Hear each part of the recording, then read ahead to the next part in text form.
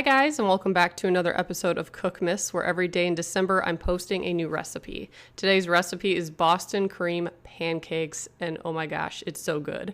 You're going to put a cup of yellow cake batter in a mixing bowl and 1 cup of pancake mix. Next, I'm going to add a cup of milk and 2 eggs and 1 teaspoon of vanilla extract, and that is your pancake batter. And take a whisk and mix that up until everything is really well combined. And then I set that aside and made the jello, because jello typically takes about 5 minutes or so to set up, so I went ahead and did that next. So I have a packet of vanilla jello and 2 cups of cold milk. Just going to add those together, and you do have to whisk it for like 2 minutes, and then you could just set it aside and it sets up. And then my memory card recorded me making the pancakes, but for some reason when I uploaded it, it gave me an error, so you don't get to see me actually pouring the batter. Sorry about that. But I did use a 1/4 cup measuring spoon. That way the pancakes were as even as possible. So here they are. I put them on a cooling rack while I was making them all. Then I heated up 3/4 cup of heavy whipping cream, and you're going to heat that until it simmers.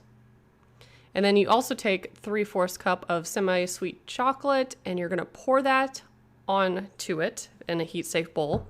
Let it sit there for 5 minutes, and when the 5 minutes is up, you can mix that together. Probably should have used a whisk, but a spoon does work. It took about a minute or so, and then it started to get that really dark chocolatey color. So that is your ganache. And once you have all 3 of those things, you're ready to start assembling the pancakes. And I forgot to mention, I got this from a Delish cookbook, and I will link it below. I have so many good recipes that I've posted from this cookbook. It's wonderful. Probably one of my favorite cookbooks. So you're just going to layer a pancake with some jello. Pudding, not jello. And then you're just going to keep doing that. And once you're done, you can add the ganache on top. And I think this made 12 pancakes, I believe. So I did have a little bit of the ganache left over. So it just depends how much you use. You could probably do like 1/2 cup of the whipping cream and chocolate if you want to make a slightly smaller amount, or you can just reuse it to make whatever, put it on plain pancakes or whatever you'd like to do. Not gonna lie, I just ate some straight out of the container because it's so good. But kids love these. Chris loved them. I loved them. Love, love, love these pancakes. You guys gotta try them. Super easy, and they're delicious. Thanks so much for watching. Bye, guys.